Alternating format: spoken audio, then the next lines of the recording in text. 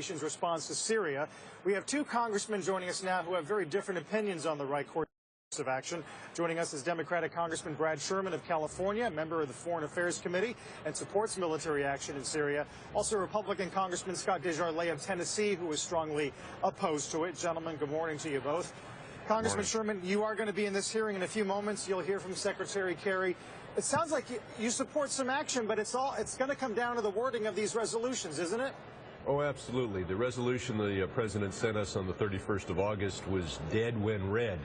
The president is talking about a very limited action for a very limited purpose, and the text his lawyer sent over would have authorized troops on the ground for years if the president had chosen at some future time to do that. What we've got to authorize, if anything at all, is something that's limited and, of course, does not involve boots on the ground. Congressman DesJarlais, we're all trying to make sense of this now, especially now that John McCain is seemingly against the Senate resolution as we expect it to be worded. Where are you coming down, and how does the leadership's view change your own view? Well, it doesn't change my own view at all. I think that it was clear that we did not need to get involved in this civil war in Syria, and I don't think that there's been any seminal moment that occurred on August 21st or really any time over the last year that would warrant this call for action at this point in time. Congressman, the action on August 21st was, of course, the use of chemical weapons. That was the red line the president laid out. So, I guess the problem is that if that, you got to respond to that. The U.S. has to respond. Now, you cannot like that he did that in the first place, but do you not admit that we've sort of put ourselves in a corner or in a box here?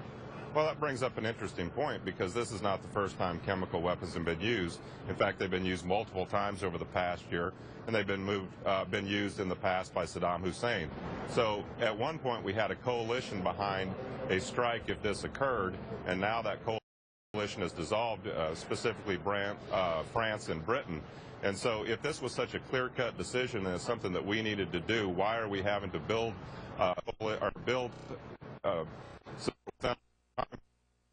these other people have peeled off? Sure. Although Secretary yesterday did say that since August 24th, something 50 nations condemning the use of chemical weapons or indicating their support for action that, again, it seems as though it's up to the U.S. to kind of do something about here. So for you, does this come down to the use of chemical weapons? Is this about President Obama? Through what lens, then, are you viewing what should or shouldn't be done in Syria? Well, if it was about chemical weapons, then action should have been taken sometime over the past 12 months. What I'm not understanding is that they're making this push now, and you say that nations are coming together to support this. We're not seeing this. It looks like we're looking for a unilateral strike by this president, and now today he's saying it wasn't his red line, it's the world's red line. But there's a lot of confusion and a lot of lack of leadership, and there's a lot of folks back home that are very leery about getting involved with any kind of conflict in Syria right now. Congressman Sherman, the president this morning said he still reserves the right to act on his own if Congress does not support him in this move. What would be the consequences of that if the White House moved ahead even with a no vote in the House or Senate? I think that would be very surprising. A vote and then ignoring it would be obviously much worse than not having come to us to begin with. At the same time, I should point out that when the president drew that red line, no one criticized him for doing it at the time. The fact is, we have a national security interest in deterring the widespread use of chemical weapons. This is the first instance when it's clear that they were used on a large scale and that was in fact authorized by the highest levels of the Syrian government.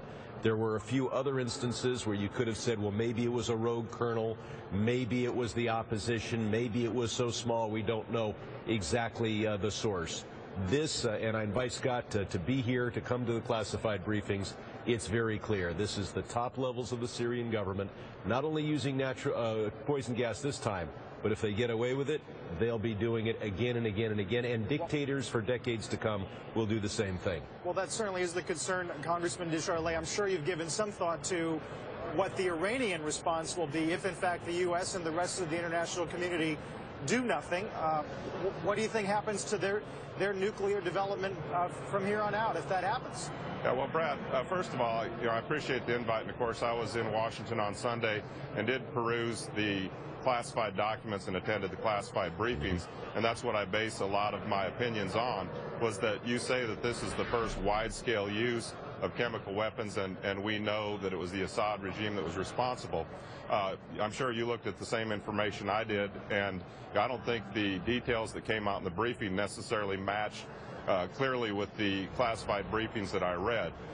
First of all, you got to define large scale.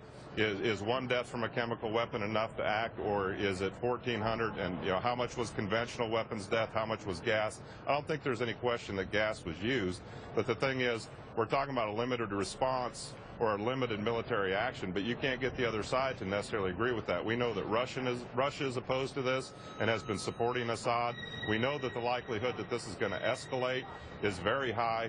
We know that Israel is in danger of retaliation, as are targets possibly here in the U.S. from terrorism. So it's not like we just decide we're going to make a limited military strike, hope to deter or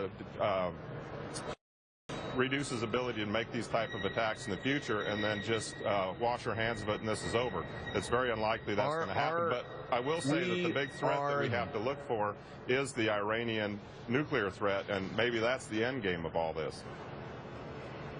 We are involved simply by virtue of being the world's only superpower.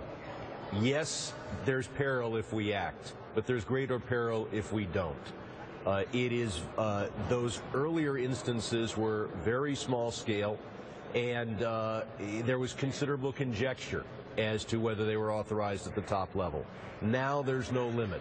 And looking a decade or two from now, will dictators learn the lesson that Assad was able to use chemical weapons at will against his own people, kill tens of thousands of civilians in future instances, and the world did nothing? The United States is in a position with very low risk of casualties, very low risk of involvement, because our mission is so limited. Our mission is not to change the governance of Syria. Our mission is simply to demonstrate to future dictators that the use of chemical weapons is not militarily advantageous. As long as Assad loses substantial assets of any sort as a result of his use of chemical weapons, that lesson will be taught, and we'll be done with this. To say that we turn our back on it, therefore we're not involved, ignores our role in the world. Congressman, we'll see what happens in the committee hearing in a few moments. Thanks very much for both of your time. Appreciate it very much. Thank you.